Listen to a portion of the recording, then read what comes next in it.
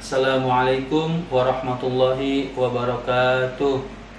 Bismillahirrahmanirrahim.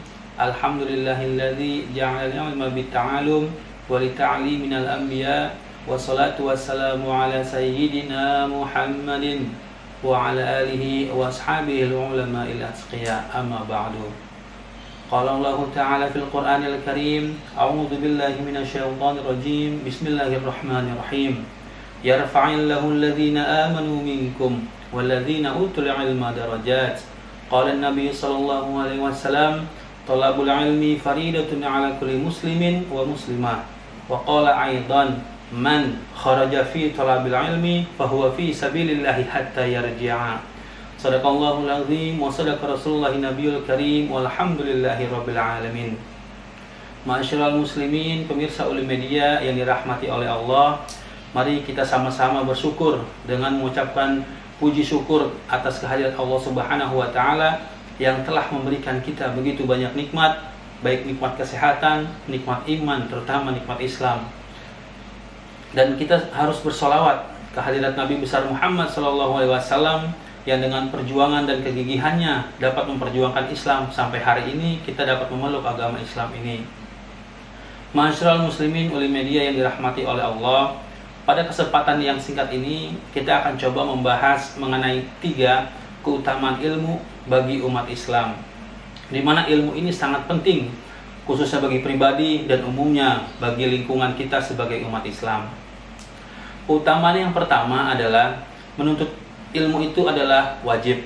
Seperti hadis yang saya bacakan di atas tadi, thalabul ilmi faridatun 'ala kulli muslimin wa muslimat, di mana menuntut ilmu ini hukumnya wajib bagi muslim laki-laki dan muslimah yang perempuan.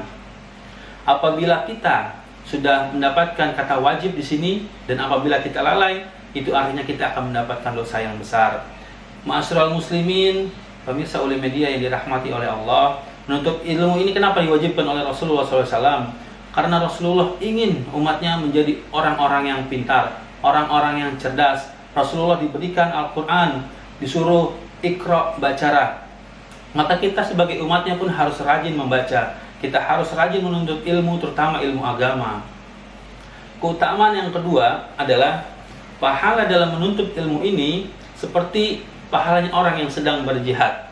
Bahkan ditekankan lagi oleh Rasulullah SAW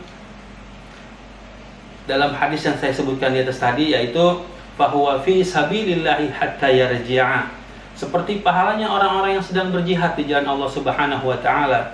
Apabila kita pergi jauh ke tempat kajian, apabila kita pergi jauh ke tempat di mana kita menuntut ilmu agama, setiap langkah, setiap keringat, setiap kelelahan yang kita rasakan itu nilainya adalah pahala.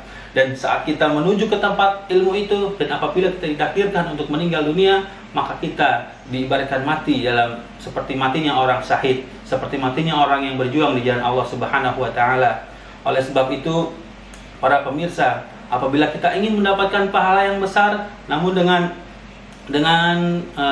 sesuatu yang tindakan yang ringan, maka jangan pernah ragu kita untuk menuntut ilmu. Jangan pernah ragu kita untuk datang ke tempat kajian-kajian Islamiyah, datang ke tempat ceramahnya ustadz, datang ke ceramahnya majelis ta'lim. Oleh sebab itu, para jamaah, kita harus rajin dalam menuntut ilmu, khususnya ilmu agama, karena pahala yang dijanjikan oleh Rasulullah begitu sangat besar, pahalanya sangat besar. Oleh sebab itu maka menuntut ilmu itu kita jangan pernah ragu. Keutamaan yang ketiga yaitu kita akan dinaikkan derajatnya oleh Allah Subhanahu wa Ta'ala.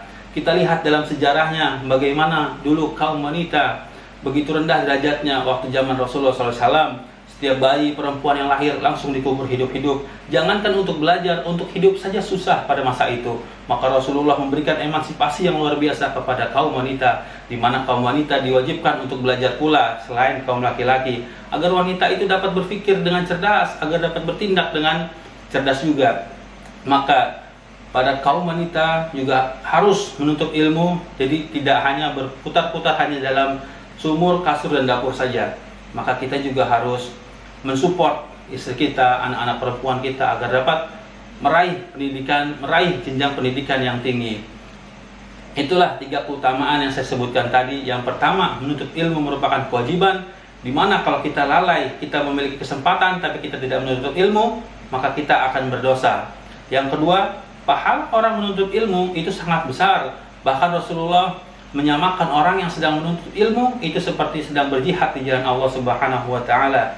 Dan yang ketiga, derajat orang yang menuntut ilmu akan dinaikkan oleh Allah, dan kita pun merasakan di masyarakat bahwa orang-orang yang memiliki ilmu dibanding yang lain, maka dia akan dihargai dibanding dengan yang lainnya. Ma'asyiral muslimin, pemirsa Uli Media yang dirahmati oleh Allah, itu saja yang dapat saya sampaikan pada kesempatan kali ini. Mudah-mudahan ada manfaatnya. Kurang lebihnya mohon maaf. Wallahul muwaffiq ila aqwamit thoriq. Wassalamualaikum warahmatullahi wabarakatuh.